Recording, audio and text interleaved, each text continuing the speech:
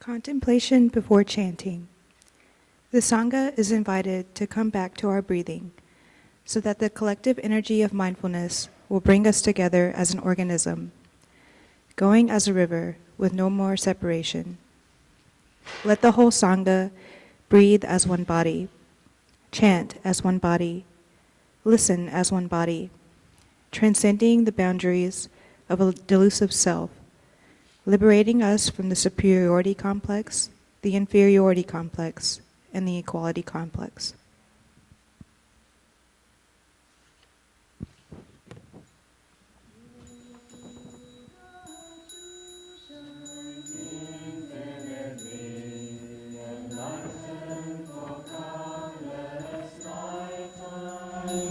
The beauty and stability of Buddha sitting is seen in mountains and rivers.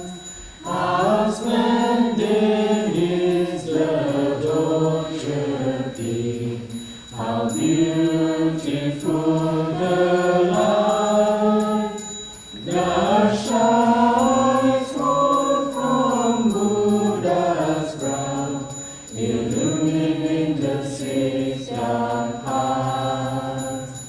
To the Narapushpa assembly we will go to continue the true teachings and practices. We take refuge in the Buddha and the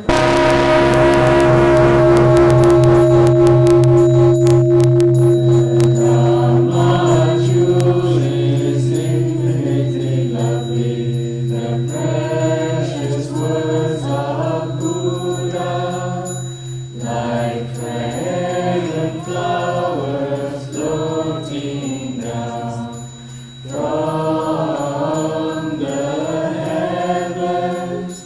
The wonderful Dhamma is meant to see. It is recorded luminously in three transparent baskets, from generation to generation, handing down in 10 directions, so that today we can see our way. We vow to learn with all our hearts. We take refuge in the Dhamma ever.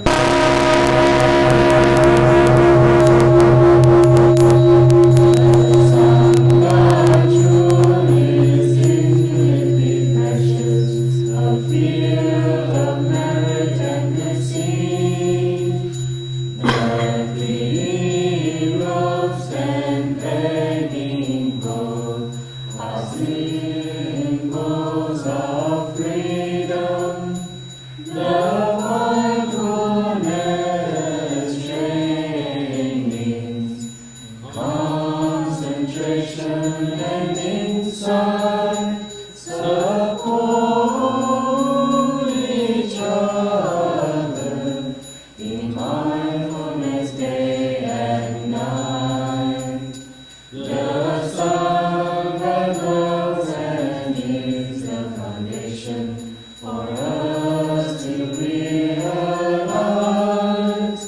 the fruit of meditation with one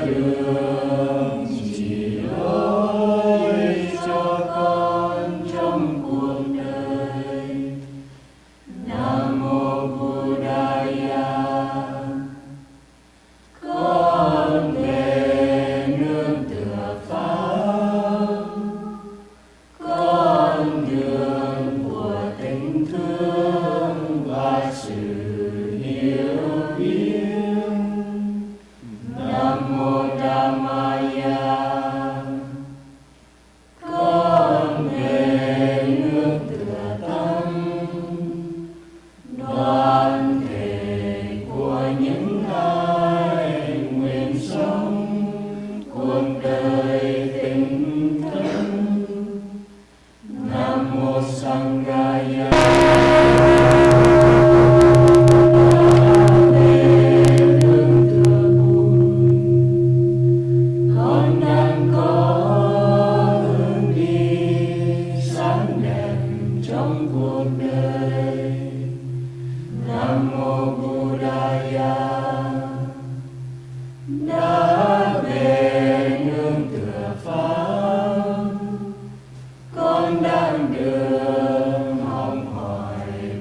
Tu tập các pháp môn chuyển hóa.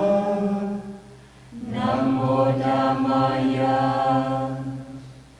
Lá về nương tựa tăng, con đang đường tăng thân soi sáng dịu dàng và nâng đỡ trên con đường thực tâm. Nam mô Sanghaya.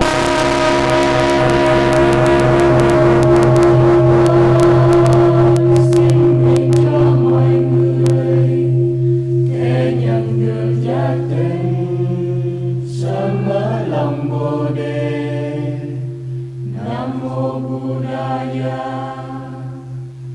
Về nương pháp trong con, xin nguyện cho mọi người nắm vững các pháp môn cùng lên đường chuyển hóa. Nam mô Dhammaya.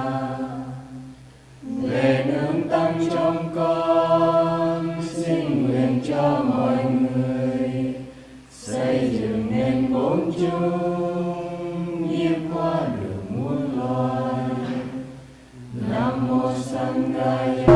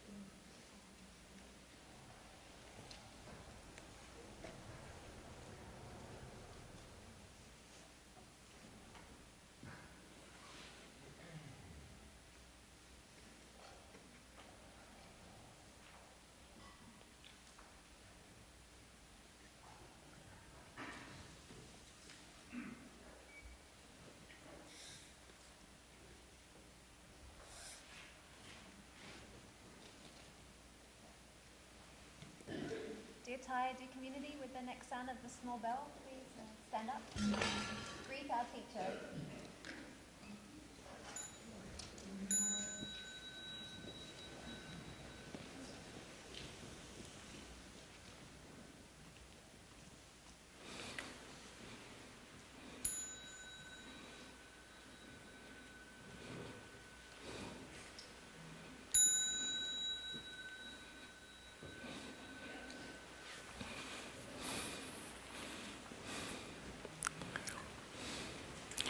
Testing, testing. Can you hear me? Yes. Today is December 30th, year 2017, and we are in the Great Togetherness Meditation Hall at Blue Cliff Monastery. Can everybody hear me well? Okay. So I'm going to use the board a little bit, so I'm not sure if you can find a way to see it a little bit.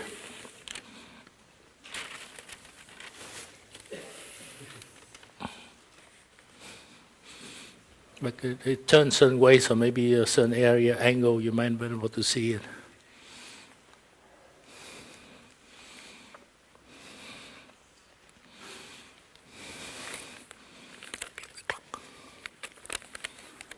Just to see it.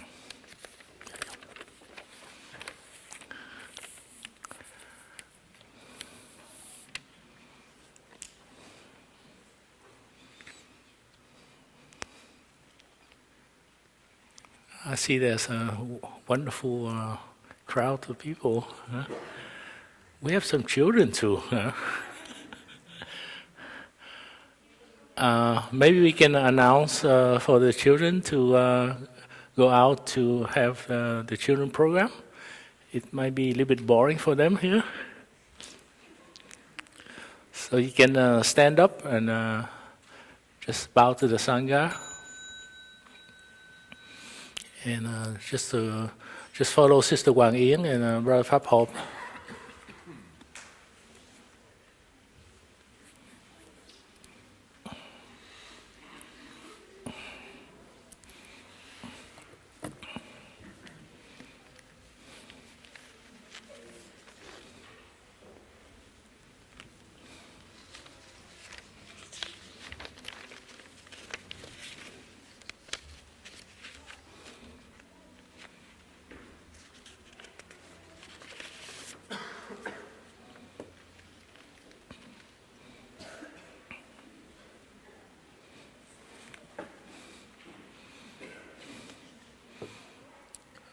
So maybe if you can sit comfortably and just enjoy our breath first. Meanwhile, we listen to the three sounds of the bell to start.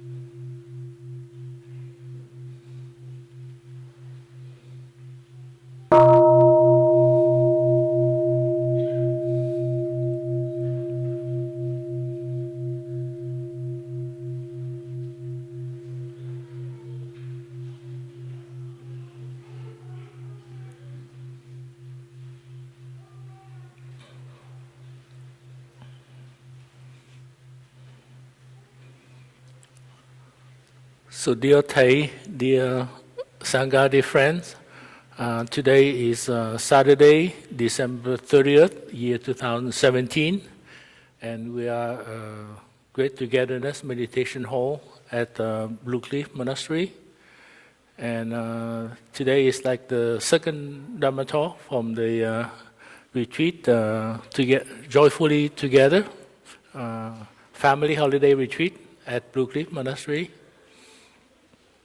And I was invited to present to you the 5 mindfulness training. Often people will say, we come to Blue Cliff Monastery and it's such a wonderful environment to practice. And it's nice to be loving kindness, compassionate, and have serenity and joy. But then when we leave this place, how do we practice mindfulness at home?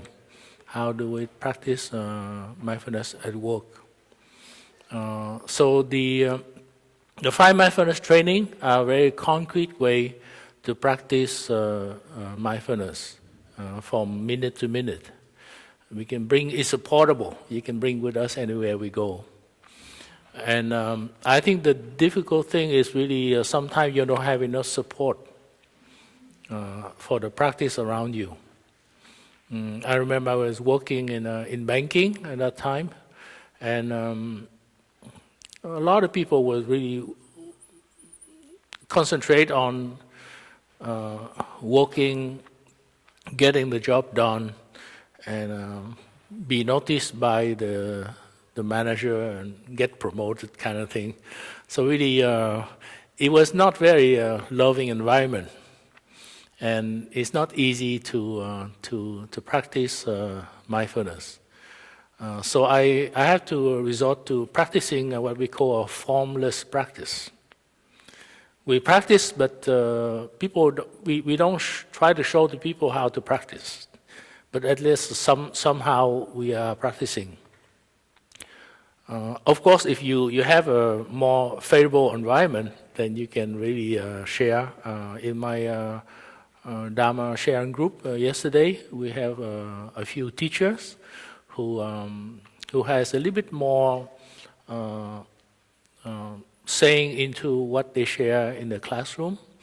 And if they feel that the student has known the practice of mindfulness, of mindful breathing, sometimes they introduce the practice to the classroom. And sometimes we use different wording. You don't have to use the same wording all the time. So to me, I think Brother Promise and Sister Langim has shared, the practice of mindfulness is very important. We use our mindful breathing as an anchor. It's like a gentle reminder of ourselves. And I'm not sure you see the image of like an angel on the right shoulder, and a kind of like a devil on the left shoulder, and it kind of whisper into our ear kind of thing. So often we have that kind of evil side of us that drive us to do something. Sometimes we call it negative habit energy.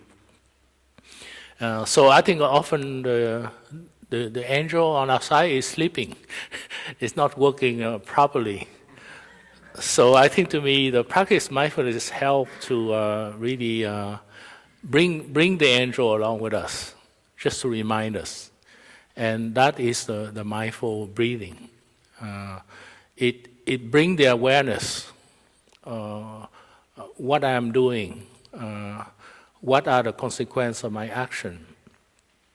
And I think it's very, very important for us to bring us. The other one has to do with motivation, how we keep being motivated to be diligent in the practice. Many retreatants say that they come to Blue Cliff Monastery, they spend 4 or 5 days retreat, and the practice was very easy. It yield a lot of good result, they reduce a lot of suffering. But as soon as you leave the place, within a week or 2 weeks, we depleted that energy. It's like you fill the gas tank and you go, and then after about 1 or 2 weeks, the tank is empty and you have to go back to recharge it. So let me use a bottle to make it easy for.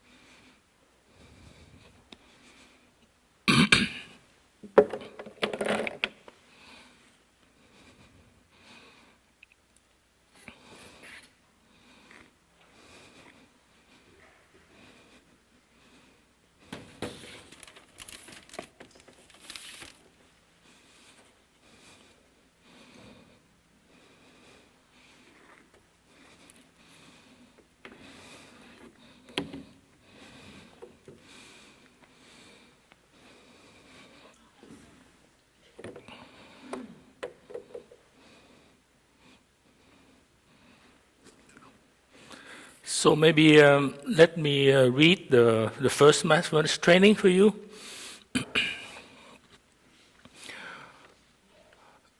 The first mindfulness training, Reverence for Life. Aware of the suffering caused by the destruction of life, I'm committed to cultivating the insight of interbeing and compassion, and learning ways to protect the lives of people, animals, plants, and minerals. I'm determined not to kill, not to let others kill, and not to support any act of killing in a word, in my thinking and in my way of life. Seeing that harmful actions arise from anger, fear, greed, and intolerance, which in turn come from dualistic and discriminative thinking, I will cultivate openness, non-discrimination, and non-attachment to view in order to transform violence, fanaticism, dogmatism in myself and in the world. So you see, there is a kind of like a four-part in the reading of each mindfulness training. And it has evolved a lot. I received the 5 mindfulness training in 1995. And at that time, it's very simple.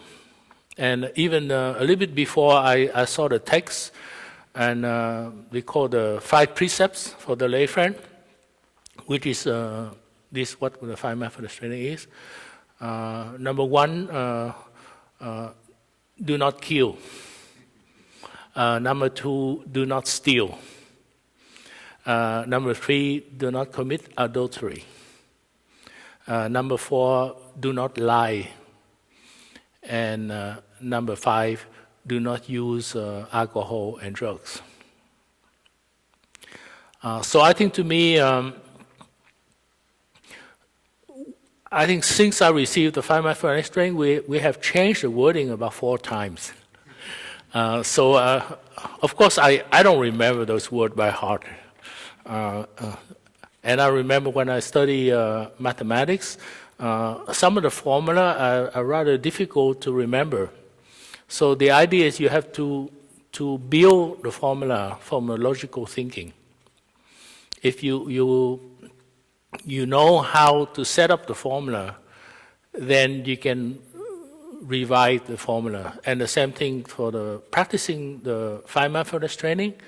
You have to know the origin, the reason behind it, and the motivation for practicing. And then the word can change, doesn't matter. We can add more things, we can take out something, and sometimes you can amend it to do different things. I remember around year 2000, Thay was working with UNESCO, and we introduced, I call it something like the 5 Harmonious practice or something like that, in the language, non-Buddhist language. The 6th way of harmony to live. And basically, it has a content of the 5 mindfulness training, but using a more secular language. If you get the chance, you can go on the internet, you can get the word, and it basically is cover the same thing. So let me go to the board now. So for the first one is a reverence for life. And the idea is to practice non-violence. The Sanskrit word is ahimsa. So you practice the way that you can be in harmony with everything around you. First of all, you have to practice being harmonious with yourself. That's the most important. People are more easy to be compassionate for others, but they cannot be compassionate for themselves. They feel guilty or something like that. And that brings to the point of a non-discrimination. You don't discriminate. You be kind to others, but you don't be kind to yourself. So it's not about selfishness, because so often we have what we call non-dualistic thinking. We think there's inside that are different from the outside. And this is one of the most difficult part of distorted view that we have that we need to practice to work on. That we are very much influenced by what's happening around us. I grew up in Vietnam during the Vietnam War, and I saw a lot of suffering, a lot of killing, you know. And when I came here as a young man, I need some time to recover, need some time to heal. And I adopt many ways of doing things in the U.S. I was lucky I live in Philadelphia, which is the birth of the nation, the Declaration of Independence, everything. So there's a lot of rich history behind it. And for a while I was hanging out with the Quaker community a lot. And many of the ideal, many of the thinking and action, really I practice and I enjoy it. And then in the process, I couldn't be friends with a lot of Americans because I feel like there's no need for me to enjoy so much baseball and football because I'm from a foreign culture. I don't really understand what it is. So I think I gravitate to hang around a lot with foreign students because at least they don't speak English as fast as I do, as the American. So in the process, of course I speak Vietnamese because I'm from Vietnam, and I speak French because I went to bilingual school in the U.S. in Vietnam, and then I have a roommate from South America. So actually I learned Spanish to hang around with them and things like that. And then after a while, I feel more challenged, so I go on to learn Chinese, which is the old Vietnamese use Chinese character. So for me, every time I do, I would influence by what is around me. So the fact that I'm speaking English now with you is because my English teacher helped me a lot. And it wasn't really easy at the beginning. I remember I attended the first English writing class in Temple University, and after write the first essay, the teacher handed me my work, and he said that either you're going to fail the course or you're going to have a D. That's how much he criticized my writing because it wasn't that good, you know. And I said, okay, I will try, because he was saying that maybe you're not ready. You shouldn't be taking that English writing class. Your English level is not that good, you know. But I say, okay, I want to try it, you know. So to the most, I can do a D. I'm happy with that. And I stick on. I just keep on writing, improve, and finally I get the D and I pass.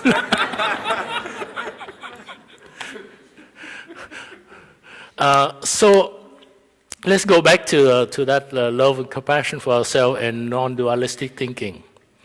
The process of practicing mindfulness training is to look into yourself as in a mirror and to improve yourself. So the best mirror you do is to see your relationship between yourself and between your loved one. Am I happy being myself in my own skin?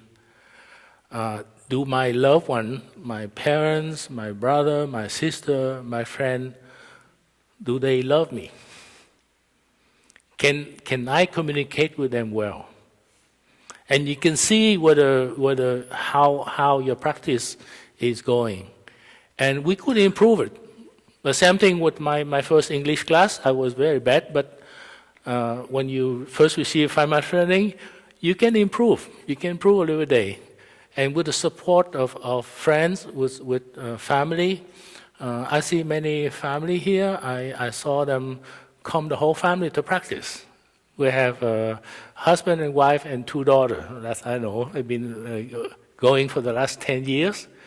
We have another couple also not too far from, And I saw the children have become teenager now, and they've been practicing a lot. So it's wonderful. You can really come as a family. You can practice. Of course, you can usually the wife start to come first. Hey, dangerous territory. Blue Cliff, she come first, and sometime after that, she feel, oh, the safe environment. Let me bring my children, and then after that, the husband stay at home. Say, oh, you go ahead. And afterward, maybe she come back, she become happy, she smile, she doesn't overreact, she doesn't become hysterical in the family.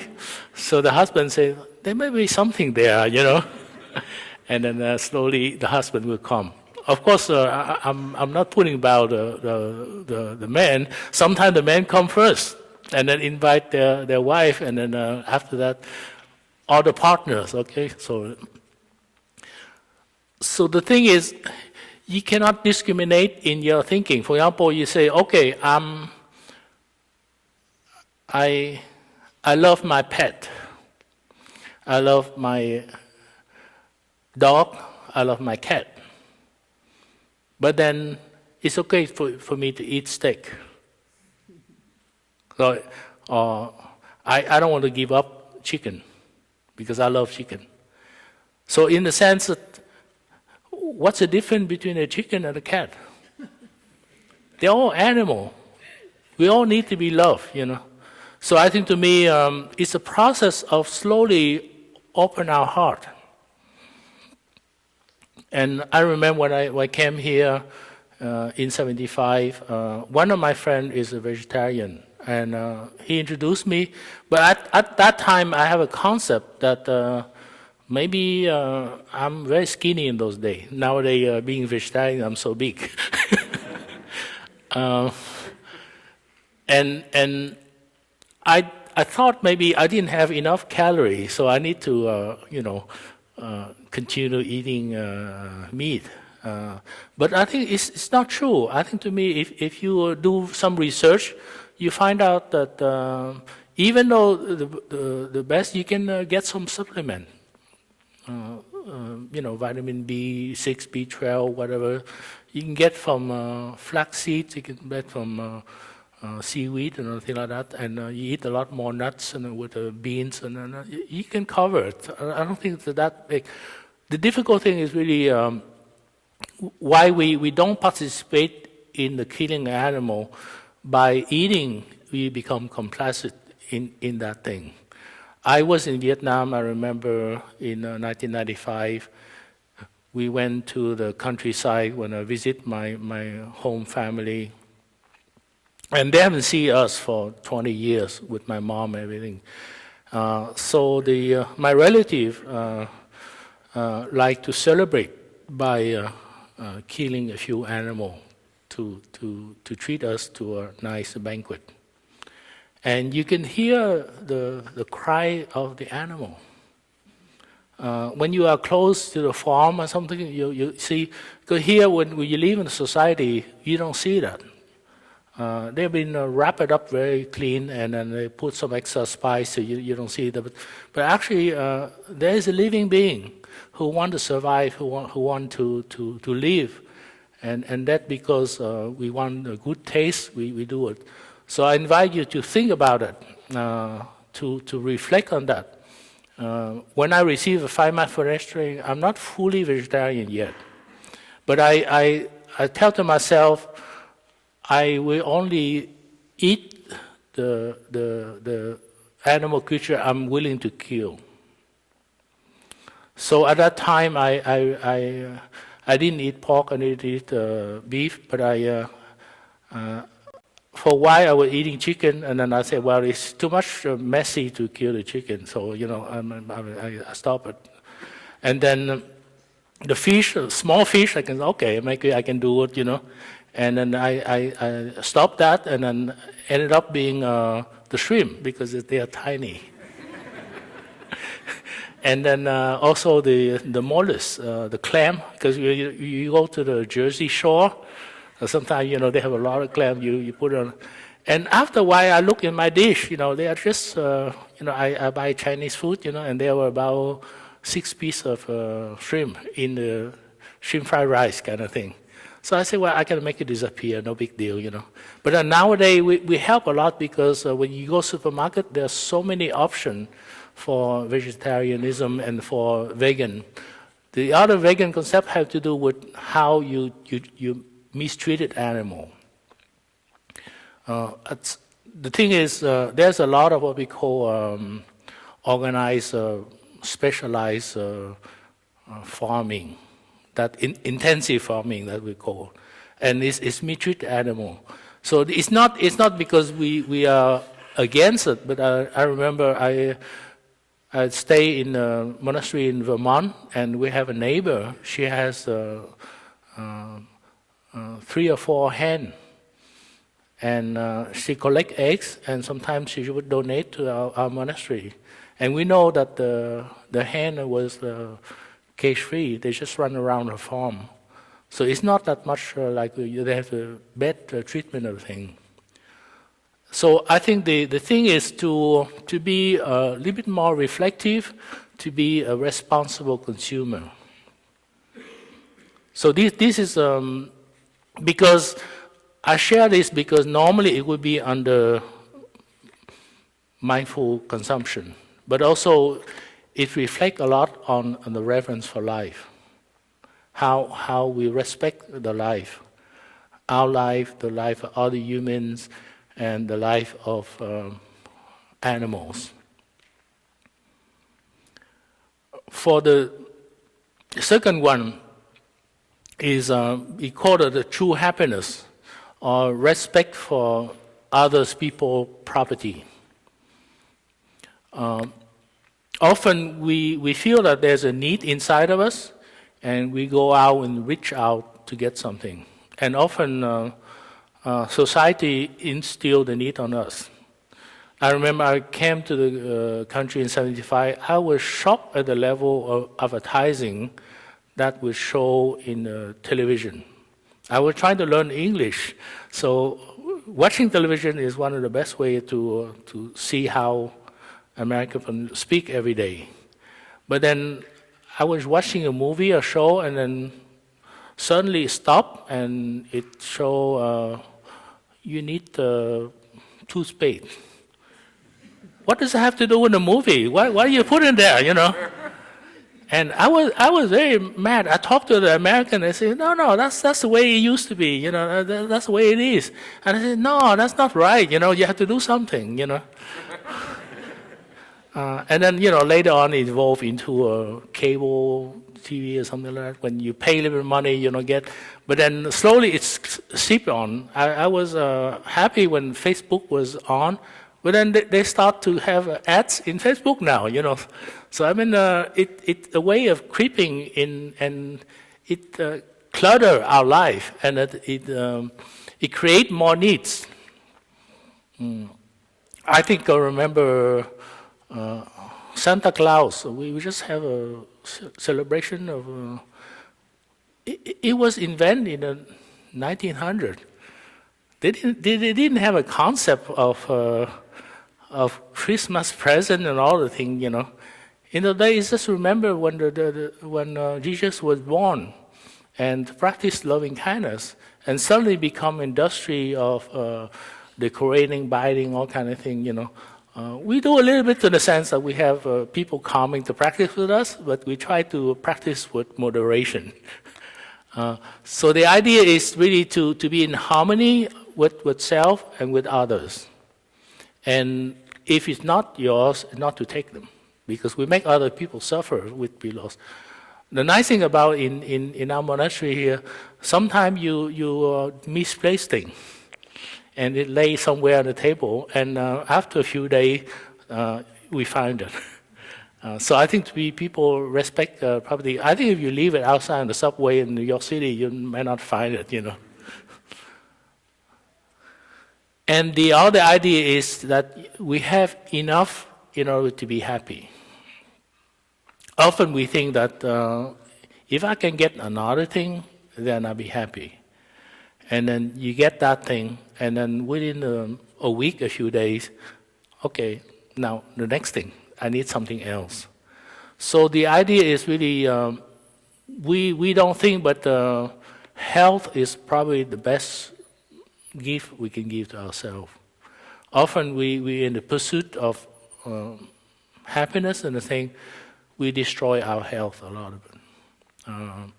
I was working in banking, and there was a lot of Mercer Christian, and it got to the point when I was forced to work 12, 14 hours a day.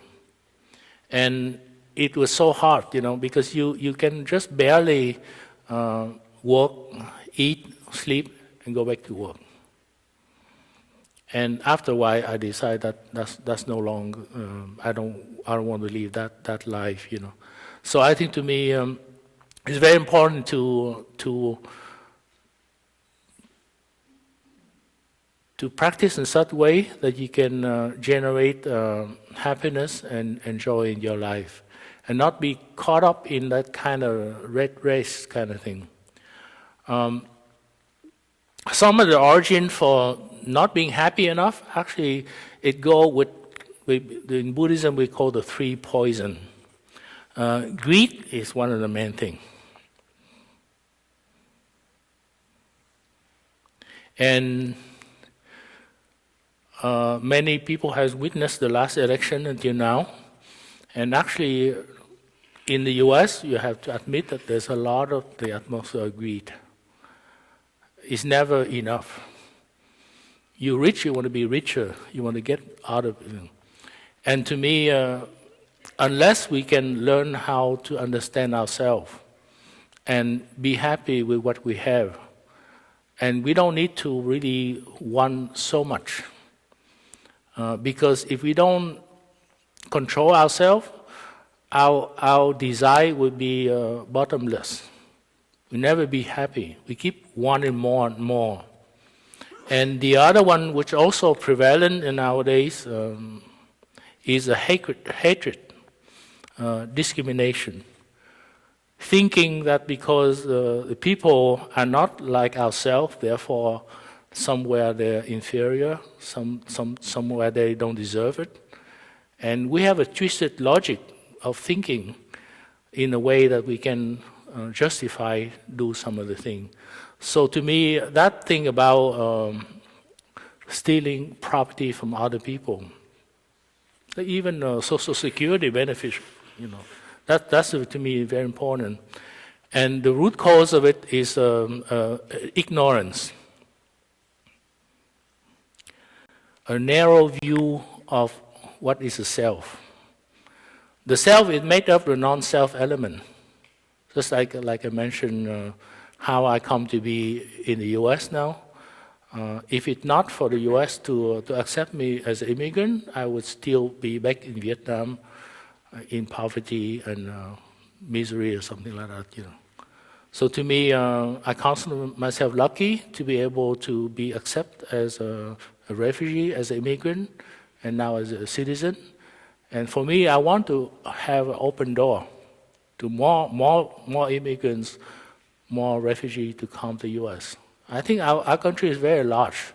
One time I drove with a friend from here to Los Angeles, and there are thousands of miles of empty space.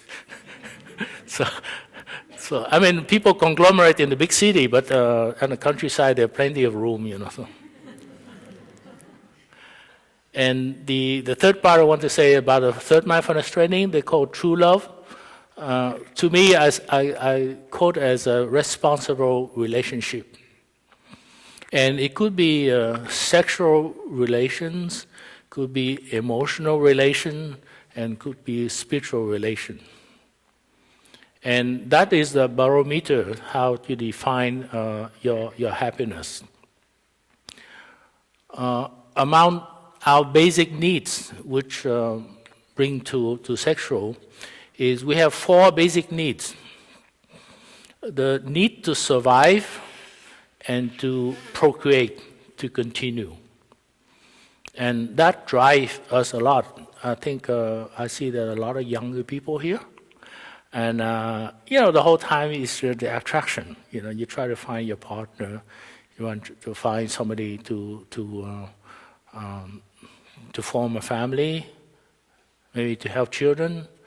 Our parents is the most culprit of it. It's, it's kind of, when are you going to get married, or something. Or sometimes some mother will say that I would love to hold my grandbaby before I die or something, And I say, Mom, I'm not even married, So it kind of hinder memory kind of thing, I remember I was young. I came to visit my parents in Europe after they escaped from Vietnam, and I haven't seen them for 7 years, something like that. And just to know, they tried to hook me up with some girl in Europe. So I mean, it's a drive, and it's not only to ourselves, and then in our subconsciousness, so we're looking for a partner. We're looking for partners, and we feel the need to be loved, and to be listened. It's very important. Children from a broken family suffer a lot because sometimes they miss the love of one partner. And you might have a step dad, you might have a step mother, but sometimes you feel there's something missing. You still want to be with the other partner, the ex who no longer live in a home, kind of thing. And many of in the sense of a family who are from a broken family, actually they bring their children here because they feel that they couldn't raise the children without the proper second partner. So they bring it so the monks and nuns can play the role and help them. And I think in the sense that that's very good to do that. But I think we all feel that need. And to be listened, to be liked, it's that famous check thing with Facebook, like. And it's not like a mistake that somehow Facebook become such a big company in the world. We promote connectedness and follow each other, so people don't feel as lonely as maybe 100 years ago or something like that.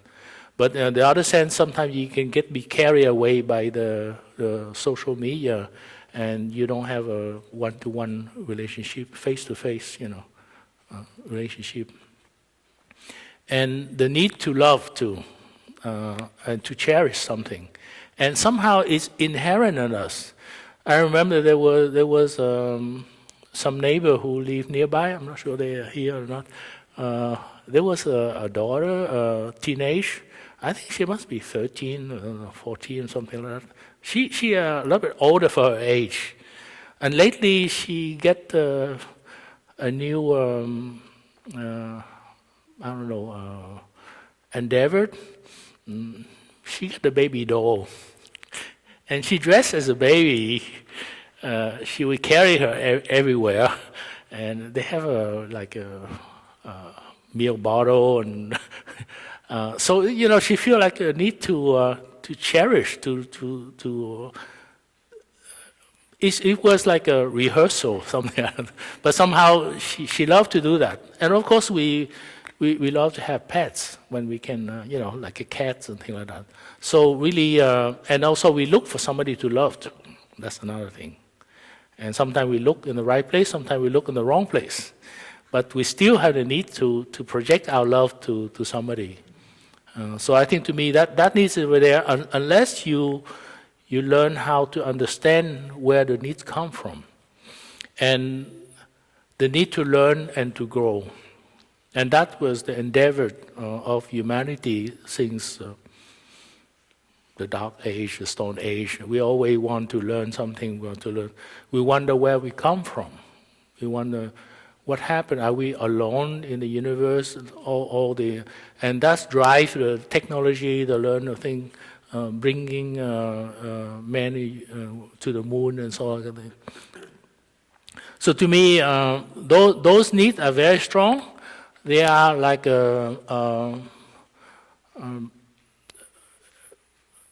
like we call it usine, the generator that generate energy. And it's learn how we can taper that energy and conduit them to a certain way of positive way of living. So you can ride along that wave of energy and you can learn how to use it. So to me, sometimes it has to do with the false suffering that we know that we will die for sure. None of us will get alive from this world. The day we are born, we are bound to die. And we all get old. Sometimes we think we are young, but after a number of years, we get old. And also we become sick. Somewhere we become sick. Hopefully not long sickness, but sometimes it happens. And also, as much we love our loved one, sometimes we have to separate from our loved one, and sometimes we have to lose our loved one. And that's normal. I visit my eldest sister recently outside of Paris. She's like 93 years old. So I see the life is sucked out of her body a lot. Get to the point when she starts to give up a lot of things that she loved to do because now she doesn't have enough energy. And all the people she know ended up dying. So she doesn't have a relationship company to talk to and kind of that. So I think to me, knowing that, then you take responsibility for your life and you become kind and compassionate toward the next one, toward the person in front of you. You don't have to be just to only love that sister in Paris, but not love anybody else. So to me, if you spread out your love to open up, we could be a family with 2 or 3 children, but that doesn't stop us from loving more. I think as long you clutter only to take care of your family and nobody else, then slowly you become narrow in our heart, in our love. So to me, that's very important to do that. And also, these 4 needs will explain a lot about how some difficulties are raised in a relationship, like jealousy and selfishness.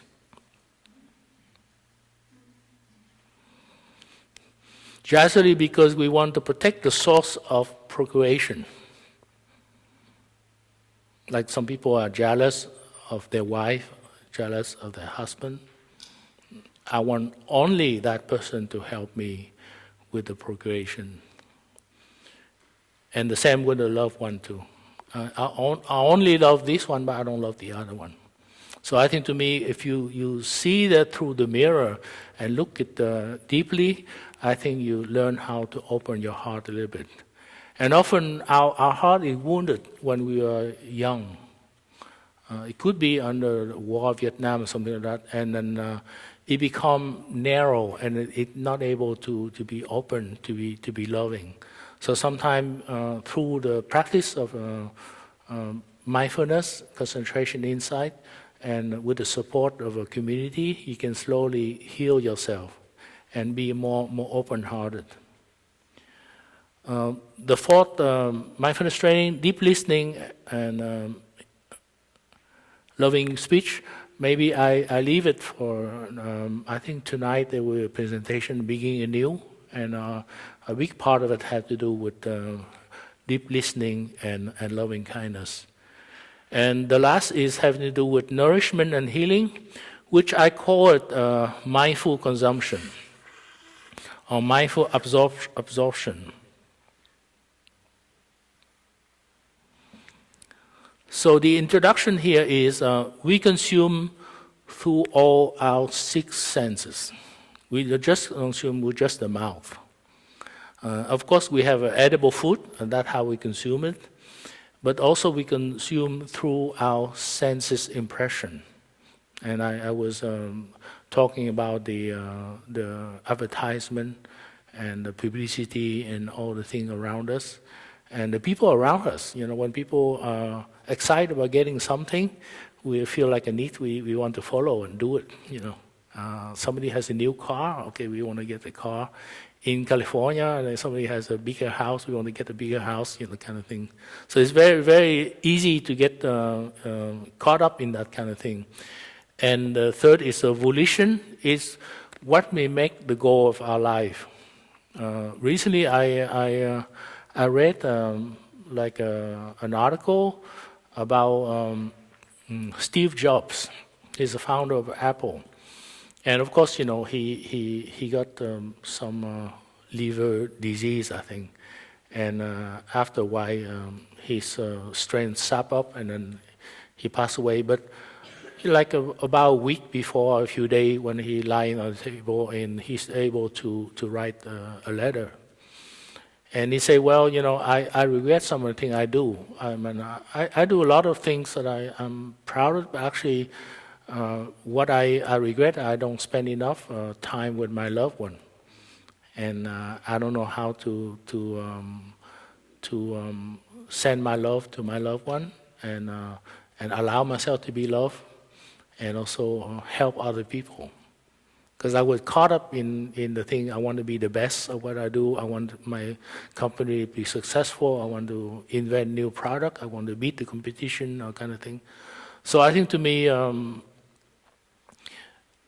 think set up the goal for your life is very important. Thay shared with the Google employee, recently we went to Salesforce, which is like a big growing company now. And I remember Thay was saying that, do you want to be number one, or do you want to be happy?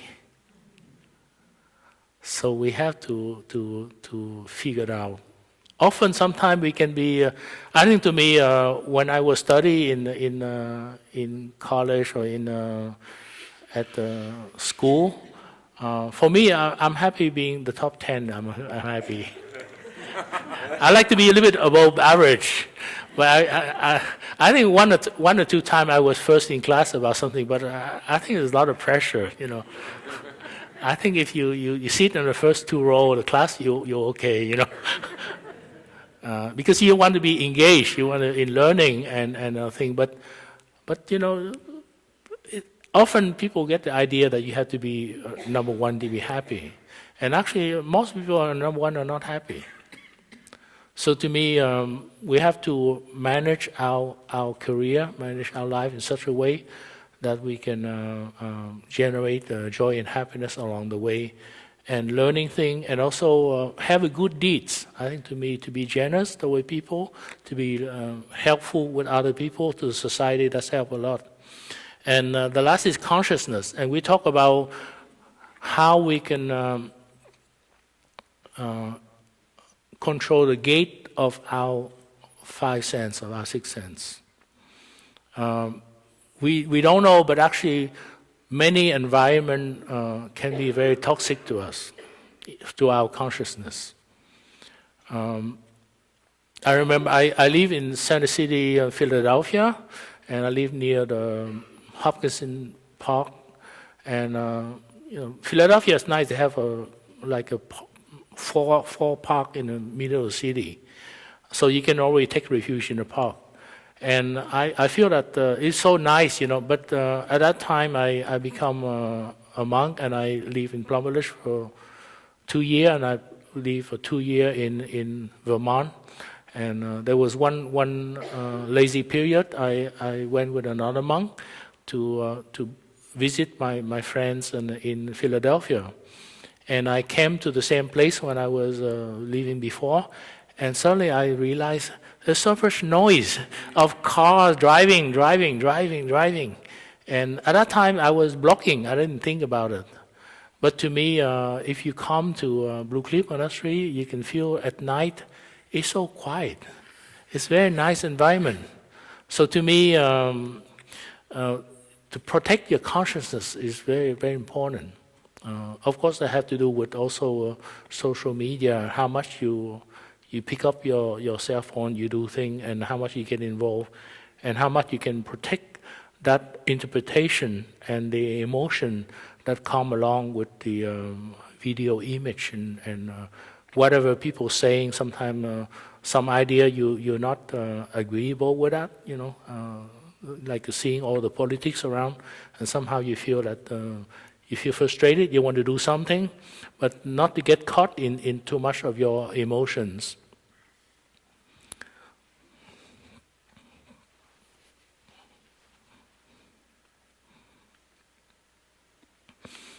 So I want to say a little bit to end the thing.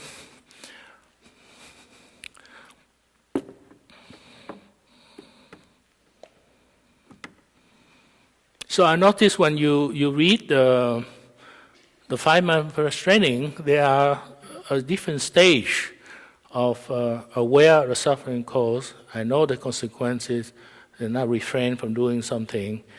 Then I'll also become proactive. I go out and I do something. Because when we want to replace a negative habit energy, you have to replace with a positive habit energy.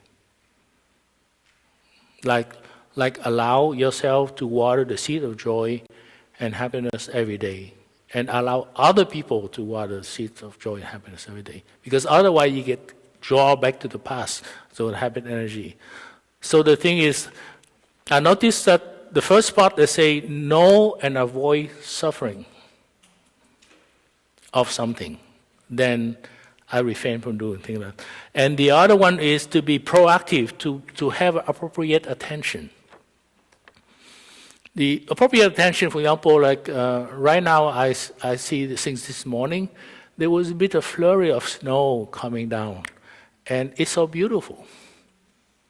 So rather than focus on worrying about how I'm going to share this Dhamma talk, sometimes I would stop and I enjoy the snow. It's just a simple thing to switch the peg, to switch your consciousness that we talk about. And we have that choice to do that. And we have to develop that habit and energy to do that. And then you bring your joy, happiness. And I noticed that it goes side by side with the Four Noble Truths. So the knowing suffering is knowing that there is dukkha, suffering.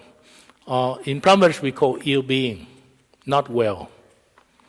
And when we know the cause of ill being, when we refrain from doing that, and then we take the step to have a cessation of creation of suffering, which is well-being is the opposite of suffering and happiness.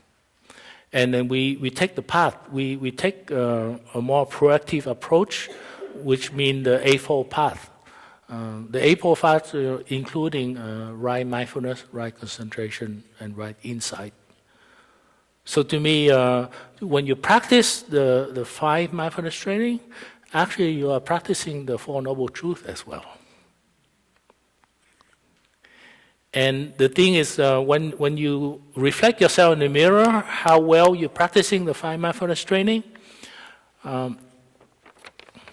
you have to see your relationship with self, and you see the relationship with others. Has that improved? Do you still have difficulty relating to somebody? It could be your partner, could be your daughter, often, or could be your son. Could be your parents, could be your ex, could be a lot of things, but or it could be your friend. How much you have friends, how much you're able to generate kindness, goodness, love, and understanding. And it's a gradual process. For those who receive the first mindfulness training, it doesn't mean that you become a saint right away. It takes a little bit of time to transform yourself. And with the support of friends, of likewise friends, you can improve it. And the other one is to have a set of moral conduct, because otherwise you can act any way you want it without care for other people. I remember I was in a retreat in Toronto, and there was a lady in a wheelchair. She came. And after a while, she was sharing, when she was young as a teenager, she got from a good family, and she was complacent. She got like a new car, and they want to drive to have fun, and they drive so fast that they got into the accident, and some of her spinal cord was severed, so she ended up in a wheelchair. So we have to see our limitation. So often we see this as a hindrance. It hinder our freedom, and actually they are like safety belt. It gives us a warning. Please don't do that. You're going to harm yourself. You're going to harm other people. So we need to see that relationship. Why is it important? And the other thing, when you conduct with a relationship, it has to do with pathos. It's how much people trust you. If you're not able to practice a certain way, you want to build a sangha, you want to build a local group, but people are not drawn to you. So I think you have to be joyful, you have to be happy, and you have to generate that kind of trust, so you can make more friends. You can maintain relationship. That's another idea, and you become a role model for leadership too. So often in the local practicing group, it's very important to have a role model. Young children, teenage need a role model in society, and often sometimes we don't provide good model. Many of our famous personality or whatever on TV or whatever, they don't provide very good model, and it need for us to really play a good role model, and to have a leadership. So in the sense of, I abandoned the life of the banker, so to become a monk and nun, and hopefully we play a little bit more spiritual leadership for people who come to Blue Cliff Monastery or Deer Park. At least they know the practice is the same as Plum Village, and they can rely on the practice for that. And the other one had to do with cooperation, the idea of collectivity or collectiveness, and interbeing. That you are interconnected with each other. You are not just a self. So you practice for others. You don't practice just for yourself.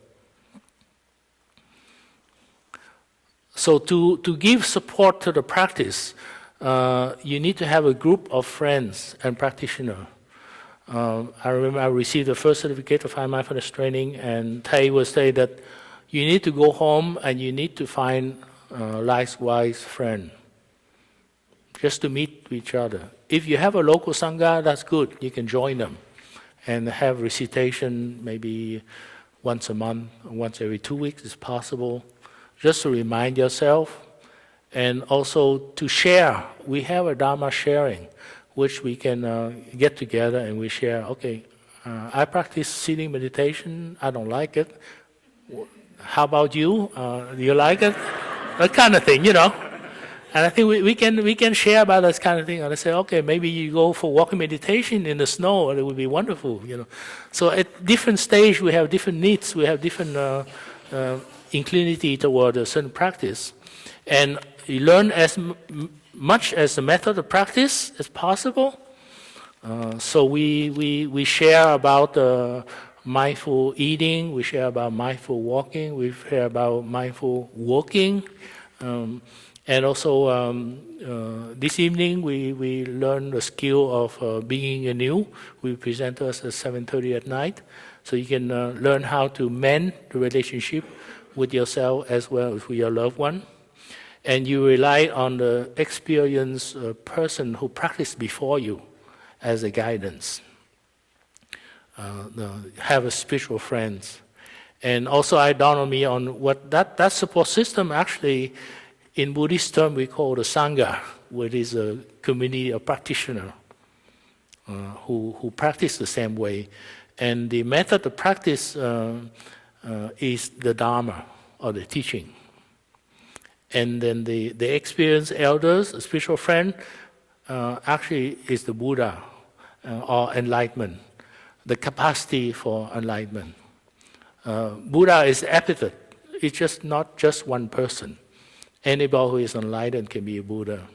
It can be a small Buddha, it can be a temporary Buddha, it can be more permanent Buddha as we practice, and also to create a good environment for the practice.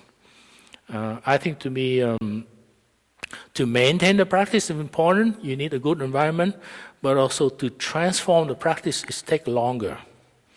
I remember I was cooking, I was boiling potato, and one day I was in a hurry. I didn't have any help, so I put on, I heat the water until it come to a boil, and I was peeling a lot of potato, but I didn't have time to peel all of it. So I was peeling half of a potato in a bowl, and I figured out, I cut them, and I figured out, let me drop it in the boiling water as I continue to peel more potato. And then when I finished peeling the second set of potato, I put in the same hot water. And after a while, I stopped. I feel that I pick up one potato, I feel it was boiled. And then when I pick up all the potato, I found out half potato was not fully cooked. So now I don't drop the potato in the boiling water until I peel and I cut all the potato and I put all at the same time. So, but the insight I learned from that is really you have to cook things long enough to transform it. The habit energy, the negative habit energy. And we keep saying, I come to Blue Cliff Monastery and I come and I haven't transformed that. There was a woman who lived up north about 2 hours from here, and she come for a day of mindfulness on Sunday. And she come like every month or 3 weeks she come one time. Just for a day of mindfulness. She come at 9 o'clock and she leave around 4 kind of thing. And after a number of years, she decided that she spent the whole week in the summer retreat with us. And she feel, I got so much transformation for the 7 days I stay with you continuously, then I would spend 14 day mindfulness. Because you got truncated. You worry about your driving, you worry about your thing and your parking, and you get here and you just absorb a little bit of the Dharma, something like that, and then you worry about driving home. So to me, sometimes it's good to invest time to really fully absorb yourself in an environment.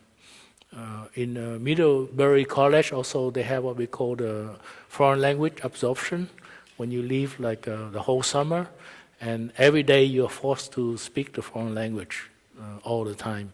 So it helps with transformation. But a little bit here, a little bit there, you can maintain it, but you cannot really transform your suffering, you cannot transform the habit energy. How much time we have? Almost. Okay, we can, good. So I want to share with you a little bit about it. We will have posted in the somewhere there the 5 mindfulness training application, so you will get the chance to receive them on the last day. I think it's January 1st. And the thing is, you cannot practice perfectly the 5 mindfulness training. We are a creature of consumption. We need to eat something in order to survive. You need to consume something, so you cannot avoid a little bit waste there. What you do, you can have a small footprint as much as possible.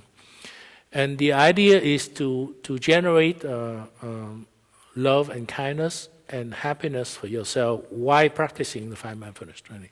So try not to think as the 5 mindfulness as a hindrance, but more a guidance to go towards a certain direction. For example, we think about practice of 5 mindfulness training is going in the direction of the North Star.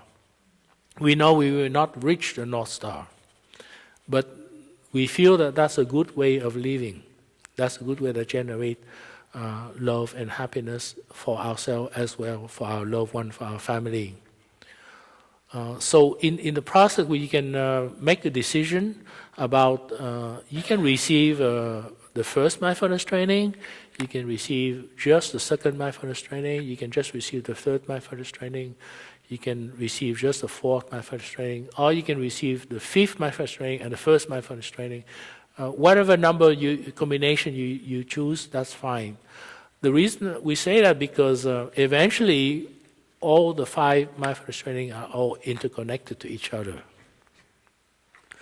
So you want to practice well the mindful consumption, somehow it's involved with the first mindfulness training with reverence for life. So to me, just pick any mindfulness training that resonate with you and just start to practicing that. And ask for help, share with other friends, with the family to practice. And slowly we're deepening our practice, going to do that.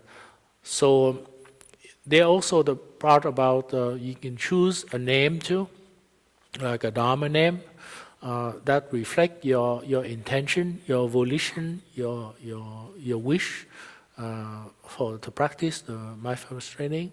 And based on that, we can reflect on that, and we can give you a name that give you support to help us to remember to motivate ourselves to practice that. So we will be giving out a form, and you can fill that up. And probably we might not have time for questions today because we need to stop and rest a little before we go for a walk and enjoy the snow out there. But we can bring the questions and sharing with our Dharma sharing this afternoon at 4:30. And if I really correctly, I think we should give our form to our Dharma sharing facilitator, some monastic or lay friend there who are in our group, at least before the last one. I think before dinner on December 31st. So at least our Dharma facilitator can prepare the certificate for you. And in the morning of January 1st, I think it's 6 o'clock, we will have a ceremony of transmit the 5 mindfulness training. So hopefully I think I cover everything that needs to be covered. And any more questions you can always ask with your Dharma sharing group. Yeah. Thank you.